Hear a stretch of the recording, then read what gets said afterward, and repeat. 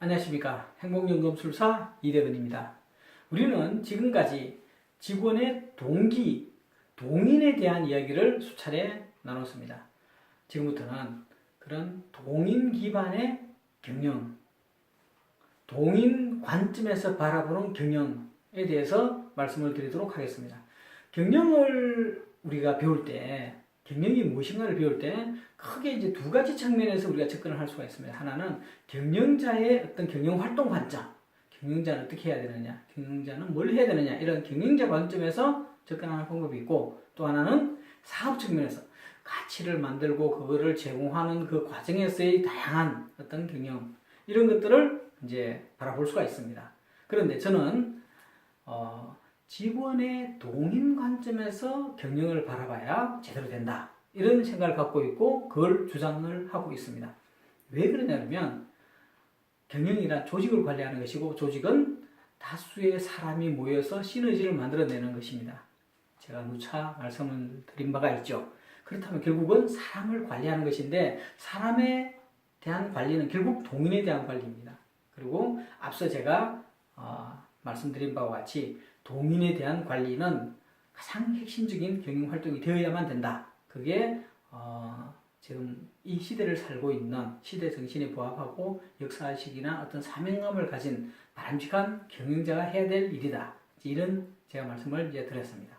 그러면 본격적으로 직원의 동인 관점에서 경영을 바라보는 그게 과연 무엇이냐, 이제 이거에 대해서 말씀을 드리도록 하겠습니다. 직원의 동인 기반의 경영이라 하면 직원이 주도적, 능동적으로 상황에 대응하면서 지속 성장을 하는 것이죠. 이것이 직원의 동인 기반의 경영입니다. 주도적, 능동적, 이 부분이 이제 제일 중요한 포인트가 될 수 있습니다. 그래서 이런 것을 결론적으로 자기 조직화 경영, 자기 조직화 경영이다라고 정의할 수가 있습니다. 그렇다면 직원 동인 기반의 경영을 해서 직원들이 주도적으로, 능동적으로 상황 변화에, 환경 변화에 대응해 나가면서 조직이 지속 성장할 수 있도록 만들어 나가는 그런 자기 조직화 경영이라는 것은 말하자면 직원의 어떤 역량을 혹은 태도를 믿고 맡기는, 직원을 믿고 맡기는 경영이 되겠습니다. 그런데 직원의 역량이나 태도를 믿고 맡기기만 한다면 자연스럽게 환경 변화에 제대로 대응하면서 지속 성장을 해 나가는 그 결과를 얻을 수 있겠는가?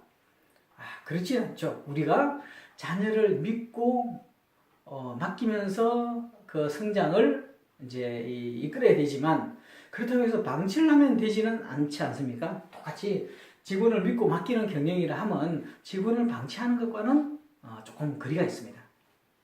그러면 어떤 두 전제 조건이 있어야 되느냐? 첫째는 무엇보다 오너, 경영자의 어떤 확신, 믿음이 있어야 됩니다. 여기서 이제 오너를 집어넣는 이유는 뭐냐면, 경영자가 단지 어떤 단기적인 전문 경영자로서의 어떤 성과를 지향하는 매출이나 어떤 수익에 그런 것이 아니라 오너로서의 어떤 그런 자세를 가지는 그런 경영자, 조직을 사랑하고 조직을 이끌어 나가서 지속 성장을 해 나가야 되는 그런 어떤 책임과 사명감과 의지를 가진 그런 경영자의 관점이라고 해서 이제 오너와 경영자라고 제가 했습니다. 그런 사람이 이제 이 자기 조직과 경영에 대한 확신과 믿음이 있어야 된다는 이야기는 뭐냐면, 하나는 직원의 애정을, 직원의 애사심을 믿어야 된다는 것이고요. 이제 많은 경영자가 보면 근처에 있는 경영진이나 관리자들은 믿지만 멀리 떨어져 있는 직원은 잘 믿지를 못합니다. 그래서 이 근처에 있는 경영자와 관리자들을 이용을 해서 직원들을 통제하고 관리하는 이런 쪽으로 많이 이제 접근을 하죠. 그래서는 안 됩니다. 어느 경영자는 최종 현장에 있는 그 직원들을 믿고 소위 말하면 그 직원들의 애정과 열정과 어떤 역량을 믿고 받아야 됩니다. 그게 이제 확신과 믿음인 것이고요. 여기에 덧붙여서 자기 조직화 경영이 올바른 지속 성장을 이루어낼 수 있는, 달성할 수 있는 그런 올바른 경영이라는 그 믿음과 확신을 가지고 있어야 됩니다. 그러면 자기 조직화 경영이라는 그 수단 자체를 잘 알아야 됩니다. 이 상황에서, 우리 조직의 이런 상황에서, 이런 시장 상황에서 자기 조직화 경영으로서 이러한 수단이나 방편들을 사용을 하면 가장 효과적으로, 가장 적합한 어떤 수단으로서 지속성장을 이루어낼 수 있다라는 그런 확신과 믿음이 있어야 됩니다. 그래서 항상 제가 강조하지만 인사이트, 지혜죠, 지혜. 통찰력이 있어야 됩니다. 조직에 대한, 조직원에 대한, 그리고 자기 조직과 경영이라는 그 수단, 방법에 대한 지혜, 통찰력이 있어야 됩니다. 굉장히 중요한 부분이죠. 또 한 부분으로서는 직원이 역량이 되어야 됩니다.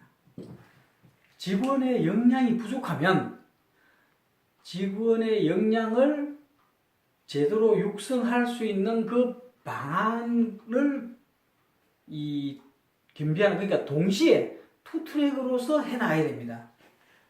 어느 정도 직원의 역량이 충분하다면 자연스럽게 자기 조직화 경영으로 이끌어 나갈 수 있지만 상대적으로 좀 부족하다면 이제 좀 역량 개발부터 혹은 이제 역량 개발과 병행해서 이제 진행해야 되죠.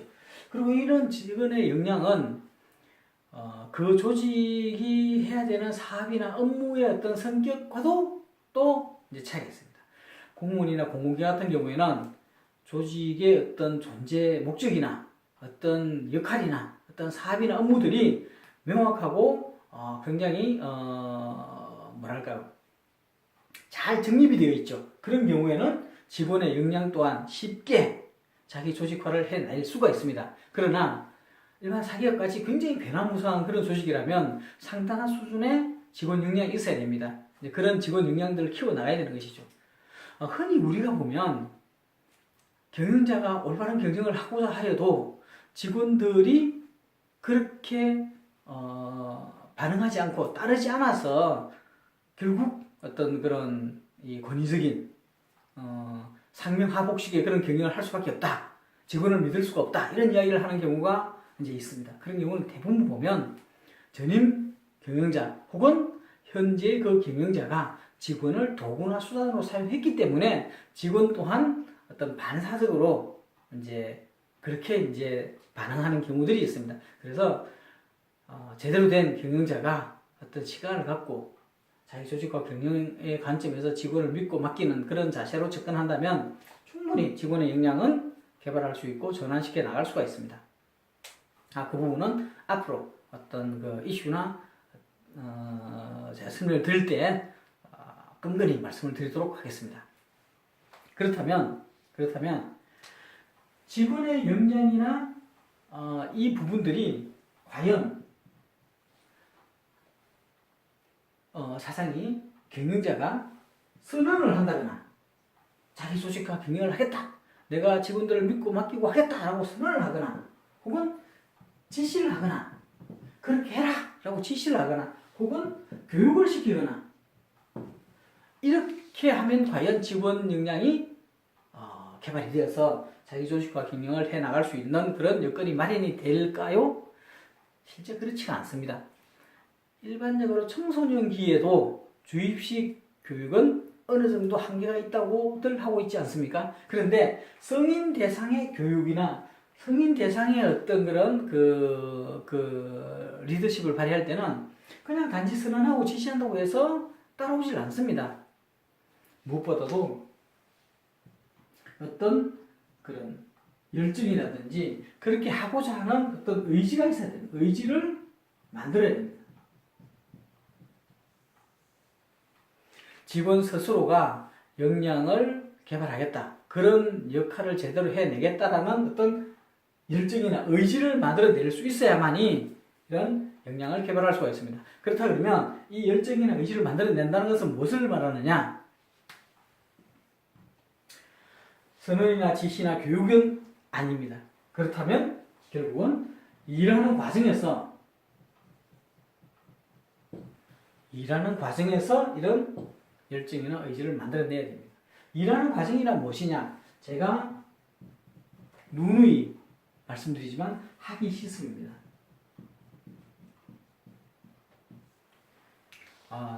배우고 때때로 익히는 걸 말하는 거죠. 학위 시습이라는 것은. 그러니까 직원이 배우는 것을 전제로는 해야 됩니다. 아무것도 모르는 상태에서 뭔가를 할 수는 없죠. 그렇지만 반드시 시습, 때때로 익히는 것까지 가야 됩니다. 그래서 이 학위 시습을 통해서 경험을 하죠. 그 경험이라는 것은 실패일 수도 있고 성공일 수도 있습니다. 어쨌든 실패나 성공을 통해서 학습을 해나가면서 개발하는 거죠. 그리고 그런 것들이 자기 조직화 경영 관점하고 이제 이 조화가 돼야 되는 것이죠. 우리가 수직적인 권위적인 조직에서 상명하복의 어떤 그런 관계 속에서 경험을 쌓아나가면 자연스럽게 시키는 대로 하거나 혹은 그 상황을 잘 모면하기 위한 임기응변을 많이 하는 쪽으로 학습을 하게 됩니다. 그런 경우에는 이런 자기조직화 경영과 그런 역량에 적합하지가 않죠. 그래서 마땅히 경영자는 직원의 자기조직화 경영을 해낼 수 있는 어떤 역량을 개발하기 위해서 일하는 과정에서 그런 열정이나 의지를 만들어낼 수 있어야 되는 것이고, 그런 열정이나 의지를 만들어낼 수 있도록 학위 시습을 할 수 있도록 해야 됩니다. 그러면 그런 것들이 무엇이냐? 저는 역할이라고 생각합니다. 역할을 줘야 됩니다. 역할이란 뭐냐면 기본적으로 자기 조직화는 자율입니다. 강제나 지시가 아니라 혹은 방종이라든지 아주 아무런 기준이나 어떤 통제 없는 자유가 아니라 자율. 이 자율이란 어떤 사업의 본질이든 조직의 존재 가치든 혹은 그 조직이 지향하는 어떤 지향점이다. 그런 것들의 가이드라인이 되고 어떤 기준이 되는 그런 자율인 것이죠. 이 자율적으로 일을 해야 되는 것인데, 이 자율이 되려고 그러면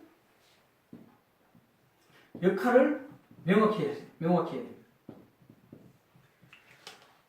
자유는 마음대로 하지만 자율적으로 뭔가를 하려고 그러면 내가 해야 될 역할이 뭔지를 알아야 됩니다. 그 역할이라는 것은 바로 어떤 기대되고 요구되는 것이죠.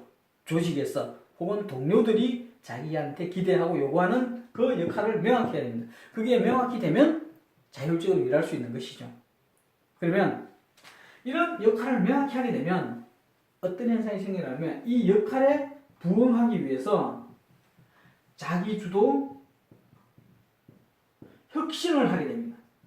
왜냐하면 기대되고 요구되는 수준에 부응하는 그 역할은 굉장히 맞추기가 힘듭니다. 수준이 높기 때문에. 지시하는 바를 이행하는 것은 의외로 쉽습니다. 그 지시자의 뜻에 따라서 그 시키는 대로만 하면 되기 때문에. 그러나 그 동료나 혹은 조직에서 요구하는 역할을 스스로 부응하기 위해서는 상당히 높은 수준의 어떤 그런 그 역량이 필요한데, 그 역량을 맞추려고 하면 자기 스스로 혁신을 해야 되는 것이죠. 그래야 자율하고 부합이 되지 않겠습니까? 그렇다면 결국은 조직은 이런 자기주도 혁신을 도와주면 되는 거죠. 그래서 이 기본 컨셉이 앞서 이야기했던 학위 시습의 컨셉과 맥을 같이 하죠. 그래서 일하는 과정에서 자기 조직화 경영에 제대로 부응할 수 있도록 열정을 갖고 의지를 갖고 뭔가 일할 수 있도록, 그래서 그런 과정들이 학위 시습이 되도록, 그래서 경험을 통해서 학습이 되어지도록 하는 그런 것들이 결국 이런 개념이 이제 되는 것입니다. 그러면 역할을 명확히 하는 것이 이제 자기 조직과 경영의 어떤 기본 프레임에서 굉장히 중요한 포인트가 되는데요. 역할을 명확히 하게 하는 방법이 뭘까요? 첫째는 어디서 시작해야 되냐면 조직의 존재 가치부터 시작을 해야 됩니다. 왜냐하면 조직원의 역할이라는 것은 조직을 위한 시너지를 만들어내는 것인데 그 시너지라는 것은 결국은 조직의 존재 가치를 위한 것이어야 마땅하지 않겠습니까? 그러면 조직의 존재 가치는 무엇이냐? 결국은 고객에 대한 가치 창조죠. 고객을 위한 가치를 창조해서 제공하는 것, 그리고 그것이 고객으로부터 제대로 평가를 받아서 인정을 받아서 그것으로 수익을 만들어낼 수 있는 것, 그 보답으로, 그것이 바로 조직의 존재 가치를 증명하는 것입니다. 그리고 이런 고객에 대한 가치 창조는 바로 사업이죠. 사업을 우리는 고객에 대한 가치 제공 수단이다라고 이제 말할 수가 있습니다. 그렇죠? 그러면 이 사업을 하는 데 있어서 모든 조직원들은 직간접적으로 관여를 합니다. 직접적으로 그 상품을 만들어내거나 그 상품을 고객에게 제공하는 그 역할을 하지 않는 일반적인 관리부서나 지원부서나 혹은 연구부서나 혹은 홍보부서나 이런 부서들의 직원들도 다 간접적으로 사업을 잘하기 위해서 자기 역할을 있는 것이죠. 그러면 이 개념이 뭐냐면 제가 첫 시간에 얘기했던 일의 주인입니다. 많은 사람들이 일의 주인이 누구인지를 모르고, 말하자면은 그 일이 사업을 잘하기 위한 고객을 위한 가치 창조를 하기 위한 혹은 조직의 존재 가치를 증명하기 위한, 실현하기 위한 것인지를 모르고 마치 자기가 그냥 해내야만 되는 그런 자기중심적 생각으로 일을 바라보고 업무를 바라보면 답답한 상황이 됩니다. 진정으로 그 일이 필요로 하는 그 주인 입장에서는 이제 주고객이 전도되는 도움을 저에게 받아야 되는데 오히려 거기에 매여 이제 그런 조직의 어떤 그런 모순되는 상황들이 굉장히 많습니다. 결국은 역할을 명확히 하는 것은 이런 관점으로 접근을 하면 이제 쉽게 역할이 명확히 됩니다. 그런데 이것이 고도의 전문적인 지식을 가진 사람이 업무 분석을 해서 직무 분석을 해서 막 디파인을 해야 되는 그런 아주 어려운 작업이냐? 절대 그렇지 않습니다. 일반적인 조직원이라면 누구나 알고 있습니다. 조금만 생각하면 이 일을 내가 왜 하지? 이 일을 원하는 사람이 뭐지? 이 일이 필요한 게 뭐지? 금방 나옵니다. 그리고 그거를 필요하는데 자기가 요구하고 기대하는 동료나 조직원의 그 역할 수준, 그것도 쉽게 할 수 있습니다.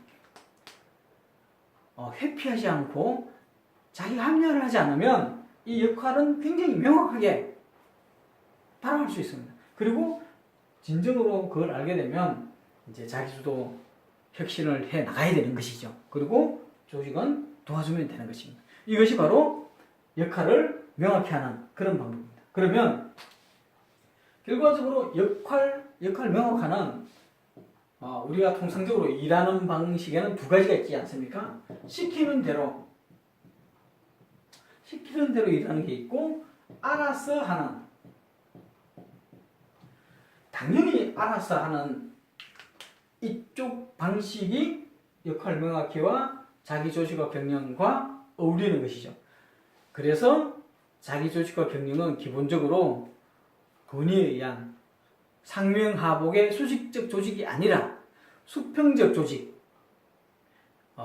조직원 모두가 어떤 동등한 위치에서 나름의 역할을 해나가는 이런 어떤 조직을 상정을 하게 됩니다. 결국은 수평 조직이 되겠습니다. 이렇게 자기 조직과 기본 자기 조직 경영의 기본 이제 프레임을 제가 설명을 드렸고요. 자, 그러면 이 수평 조직이라는 의미가 과연 뭘까요? 우리가 수평 조직이라는 통상적으로 팀 조직이라고 이야기를 합니다. 팀 조직. 과거에는 대리, 과장, 부장 이렇게 과부 체계라고 하죠. 과장, 부장 체제에 이런 시스템이 있었습니다. 그런데 이런 수직적인 체제가 아니라 팀 조직을 해서 팀장 아래에 팀원이 이 사람이 과장이 됐든 대리가 됐든 뭐 차장이 됐든 누가 됐든 간에 팀원은 다 동일한 수준에서 일을 하는 거죠. 이게 이제 팀 조직이 사실은 수평 조직을 전제로 해서 나왔습니다. 그러나 실제로 많은 조직에서 보면 이 팀 조직이 사실은 상명하복의 수직적인 조직으로 운영이 되고 있습니다. 팀장 아래에 팀원들이 있고요. 팀장 위에 부수장이 있고요. 이런 면에서 수직이기도 할 뿐만 아니라 팀 내에서도 사실은 연공 서열에 따라서 선후배나 뭐 등등 이런 관계로 만들어집니다. 그래서 우리나라에 있는 팀제는 사실은 제가 볼 때는 수평 조직이 아니라 수직 조직의 하나의 변형된 형태다 이렇게 저는 생각을 합니다. 그래서 자기 조직화 경영에서의 수평 조직은 원래 의미의 팀이 되어야 되는데 그렇다 그러면 팀이라는 이름을 그대로 사용하기에는 조금 오해의 소지가 있습니다. 그래서 저는 서클이라는 용어를 사용을 합니다. 사실은 이제 수평 조직의 어떤 팀 조직, 수평 조직이라는 사상에서의 팀 조직과 서클은 사실 같은 개념입니다. 그러나 우리나라의 어떤 팀 조직이 수평 조직이 아니라 수직 조직으로 운영이 되기 때문에 이제 오해의 소지를 없애기 위해서 이제 서클이라는 이름을 그냥 차용을 한 것이죠. 그래서 서클이라는 게 대단한 어떤 그런 의미 있는 이런 조직은 아닙니다. 제가 주장하는 바에 의하면. 그리고 이 서클이라는 거는 홀라크라시라는 그러는 책에 이제 제가 이제 이걸 읽으면서 이렇게 접하게 됐는데요. 그래서 수평 조직에서 홀라크라시라는 이 책에서 이제 서클이라는 이름을 보면서 이게 아무래도 이제 영어다 보니까 한국식으로 한번 제가 한번 찾아봤습니다. 모둠이라든지 무슨 동아리라든지 모임이라든지 이렇게 봤는데 적절한 게 사실 없었습니다. 그래서 그냥 서클이라는 용어를 그냥 제가 사용을 하기로 했고요. 그래서 서클은 정의를 하면 역할들의 모임입니다. 기존의 팀 조직이 혹은 팀 조직이 아니라 하더라도 기존의 조직은 대부분의 어떤 사람의 모임입니다. 사람 모임인데 이 사람은 담당 업무가 있긴 있죠. 담당 업무. 담당 업무를 가진 사람들의 모임이 기존의 팀 조직이든 혹은 다른 조직인데 여기 서클에서는 역할들의 모임입니다. 그러다 보니까 역할들의 모임이 되는 이 서클은 시시각각으로 바뀔 수가 있습니다. 어떤 과제, 어떤 과업이 정해졌어요. 그러면 이 과제나 과업에 필요한 역할들이 예를 들면 5개가 있다 그러면 이 5개 역할들이 해쳐 모여서 모입니다. 그러면 담당 업무가 A였던 사람도 이 역할은 B 역할을 할 수가 있습니다. 현실적으로 그럴 수도 있지 않겠습니까? 그러니까 이게 담당 업무의 개념은 아닌 거죠. 이 5개의 필요한 역할들을 분산하다 보니 모으다 보니까 이런 이제 사람들이 이제 가벌병정 이렇게 모이는 거죠. 그래서 어떤 뛰어난 사람이라면 한 3 역할을 할 수도 있습니다. 저 혼자서. 어떤 한 역할에 대해서는 혼자서는 도저히 못하고 너무 큰 역할일 수도 있고 아니면 역량이 부족했을 수도 있고요. 2명이나 3명이 합쳐서 할 수도 있습니다. 중요한 것은 역할들의 모임인 것이죠. 그리고 이 역할들은 시시각각 해쳐 모을 수가 있습니다. 굉장히 유연한 모델이 되는 것이죠. 그러니까 기존의 어떤 팀 조직이나 어떤 고정적이고 안정적인 업무 기반의 어떤 기능 기반의 조직과는 많이 다르죠. 그렇습니다. 이게 바로 이제 서클이라는 개념의 조직 단위인데요. 이것이 자기 조직화 경영에 잘 부합을 하고 이제 그게 수평 조직의 컨셉이다. 요 말씀을 이제 드립니다. 그래서 앞으로 제가 말씀드리는 과정에서 서클이라는 단어가 많이 나올 것이고 여러분들도 서클이라는 관점 하에서 어떤 조직을 상정해 주시면 됩니다. 우리가 평상시에 알고 있는 그 조직과는 고정적인 어떤 지속적인 그런 조직과는 많이 다르죠. 그렇습니다. 자, 그러면 결국 결론적으로 자기 조직화 경영은 직원 스스로가 주도적 능동적으로 상황에 대응하면서 지속 성장을 해 나가는 그런 조직을 만드는 것인데요. 그렇게 조직을 경영해 나가는, 관리해 나가는 것인데요. 그러다 그러면 자연스럽게 역할을 명확히 해서 직원들이 자율적으로 일을 해 나가면서, 물론 그 일하는 과정에서 학위 실습을 하면서 자기 조직, 자기 주도 혁신을 해 나가는, 그러면서 역할에 부응하는 그런 게 되어야 되고, 그런 구조는 기본적으로 수평 조직인데 그 수평 조직의 어떤 모습을 서클이라고 이제 말을 한다면 그 서클은 역할들의 모임이 될 것이고, 역할들은 시시각각으로 과제에 따라서 이합집산이 됩니다. 어떤 과제가 시작이 돼서 한 6개월 만에 끝이 났다면 6개월 뒤에는 다시 새로운 서클이 또 만들어지는 거죠. 물론 2년, 3년 혹은 10년 가는 서클일 수도 있습니다. 그렇지만 중요한 포인트는 사람들의 모임이 아니라 역할들의 모임인 것이죠. 그리고 그 역할들은 앞서 얘기한 대로 조직 혹은 동료가, 서클에 포함되어 있는 동료가 요구하는 기대하는 그 역할 수준을 맞춰야 됩니다. 그걸 맞추려고 하면 굉장히 힘들겠죠. 그래서 자기주도 혁신이 필요하고, 좀 계속적으로 이제 반복적인 말씀입니다만 반복을 해서라도 좀 이해를 해 주십사 하는 그런 관점에서 제가 말씀을 드렸습니다. 자, 그러면 자기 조직화 경영에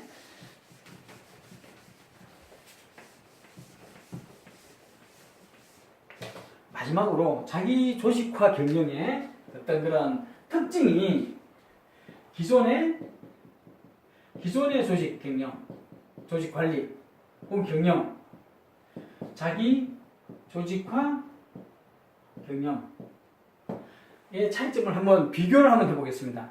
이것으로 이제 오늘 강의를 마지막으로 이제 할 텐데요.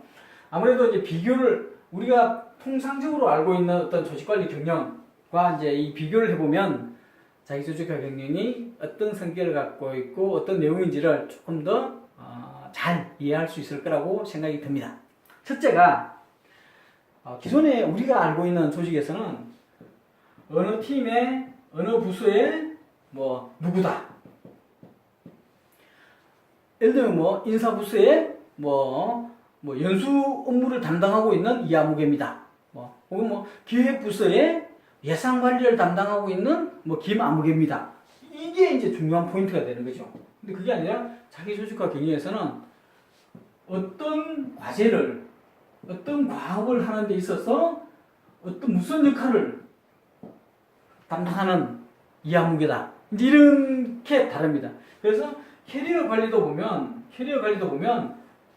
우리가 통상적으로 아는 건 이렇게 어느 팀에서 무슨 일을 몇 년간 하고 어떻게 하고 이런 식으로 이제 관리를 하고 있지 않습니까? 직책이나 직무나 이런 과정으로 이제 관리를 하는데, 여기는 그게 아니라 어떤 프로젝트에서 혹은 어떤 업무나 어떤 과제에서 어떤 역할을 해서 쭉 내가 해왔다. 이게 이제 캐리어 관리가 되는 것입니다. 차이가 좀 많이 있죠. 말하자면 내가 어떤 소개를 할 때 나는 어떤 회사의 비서입니다. 이게 아니라 나는 자기 조직화 경영을 하는 사상을 직원거래에서 모시는 참모였습니다. 이게 되는 거죠. 차이가 이제 그런 경우가 됩니다.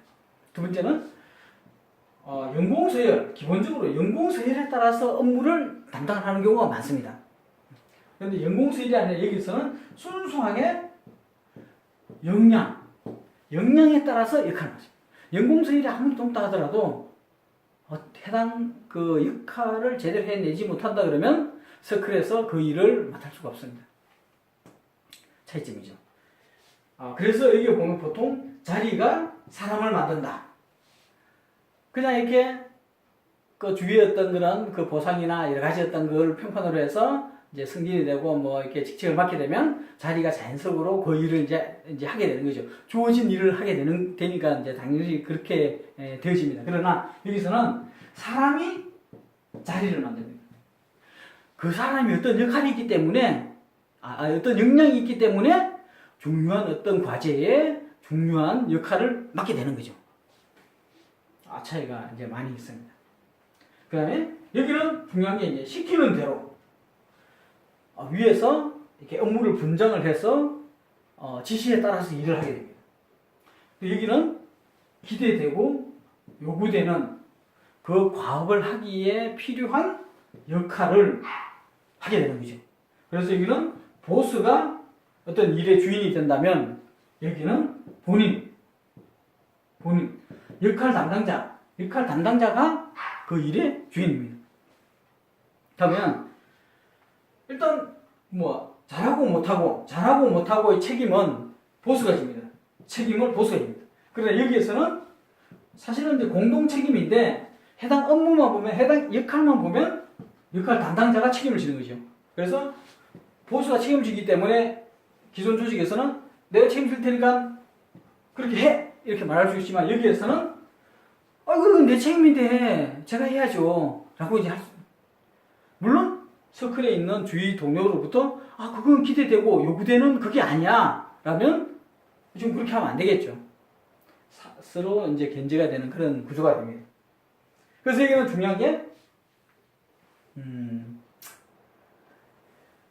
보스가 평가를 하죠. 능력 평가를 하죠. 그러니까 제대로 평가되기가 상당히 어려울 수가 있습니다. 왜냐하면 역량이 굉장히 뛰어나지만 과소한 업무를 줬어요. 그러면 성과가 작지 않습니까? 그러면 평가를 잘못 받을 수가 있습니다. 근데 여기는 반대죠. 역량에 따라서 역할을 맡고 역할에 따라서 평가를 받기 때문에 정확하게 평가를 받습니다.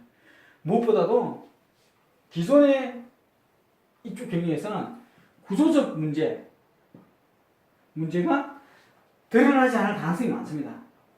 예를 들면 어떤 일을 시켰을 때 정말 실무자로서는 극복할 수 없는 사람이 부족하다거나 여건이 안 되거나 돈이 안 되거나 등등 여러 가지 문제가 있습니다. 그런 것들은 드러나지 않습니다. 그래서 현 상황에서 어쨌든 잘해봐봐 라고 지시를 하죠. 근데 여기서는 그런 구조적인 문제는 위에 있는 관리자 책임입니다. 경영진이나 고위 관리자는 서클에 있는 역할 담당자가 뭔가를 해낼 수 없는 어떤 구조적인 어떤 근본적인 문제에 봉착했을 때 그 문제를 해결해 줘야 됩니다. 차이가 물론 여기서도 그렇게 지금 조직에서 그렇게 할 수 있지만 대부분의 경우에는 그런 문제가 드러나지도 않고 이제 책임을 지지도 않죠. 책임지지 않고 현장에서 그냥 열심히 하고 그러면 위에 시킨 사람도 어떤 구조적인 어떤 근본적인 문제를 전제로 한 수준만 보고 그래 그 정도면 잘했어. 그래 그게 우리 현재 한계야. 그래 끝. 이렇게 해서 정리가 되죠. 여기는 그렇지 않습니다. 드러나기 때문에 문제가 드러나기 때문에 그 문제를 어쨌든 조직에서는 해결해야 됩니다. 그러다 보니까 자연스럽게 보스의 평가가 잘 드러나지 않습니다. 위에서 시키기만 극단적으로 말해서 갈구기만 잘하면 보스는 성과가 나오죠. 근데 여기서는 자기 조직과 경영에서는 구조적인 근본적인 문제를 해결해내지 못하면 보스의 역량이 없는 겁니다. 바로바로 드러나는 거죠. 아주 피곤한 조직이 됩니다. 보스 입장에서는. 그래서 자기 기존의 어떤 조직이나 어떤 경영 이런 데 보면 주어진 일정에 따라서 위에 관리자가 이제 진행을 해 나갑니다. 전체적인. 그러니까 이거는 아무래도 빅뱅 방식이 됩니다. 빅뱅 방식의 업무를 하게 됩니다. 큰 업무에 따라서 주어져서 그거를 잘 이렇게 해서 이렇게 이겨나가는. 그러니까 성공하기가 되게 힘들죠. 그래서 현실적으로 보면 빅뱅 방식의 어떤 일들은 성공 확률이 굉장히 낮습니다. 그런데 그거를 실패했다고 못하기 때문에 이 보스가 자기 스스로 실패라고 말을 못하기 때문에 실패가 없는 조직이 되고 그래서 성공한 것처럼 보이지만 실제로는 실패한 경우가 되게 많습니다. 그런데 여기에서는 이런 빅뱅 방식은 할 수가 없습니다. 점진적인 개선이 돼야 됩니다. 그래서 이거는 에자일이라든지 린스타트, 에자일이나 린스타트 방식이 맞습니다. 역으로 말하면 에자일이나 린스타트 같은 그런 방식을 채택하려고 그러면 자기 조직화 경영이 돼야 됩니다. 서로 이렇게 서로 자기 조직화 경영을 선택하면서 여전히 상명하복의 관료적인 어떤 그런 식의 업무 스타일을 유지한다면 말이 안 되는 것이고, 기존의 어떤 조직 관리 경영을 하면서 마치 뭐 자기 조직화 경영을 선택하는, 혹은 에자일이나 린스타트를 선택하는 것처럼 하면 그것도 서로 모순되는 거죠. 잘 제대로 될 수가 없습니다. 이런 이제 차이점이 있습니다. 이런 차이점을 보시면 자기 조직화 경영이 무엇인지, 어떤 성격이 있는지를 개략적으로 잘 이해를 할 수 있을 거라고 생각이 됩니다. 다음 시간에는 직원의 동행 관점에, 그러니까 자기 조직화 경영 관점에서 조직에서 일어나는 많은 어떤 화두들, 이슈들을 한번 접근해보는 그런 시간을 갖도록 하겠습니다. 고맙습니다.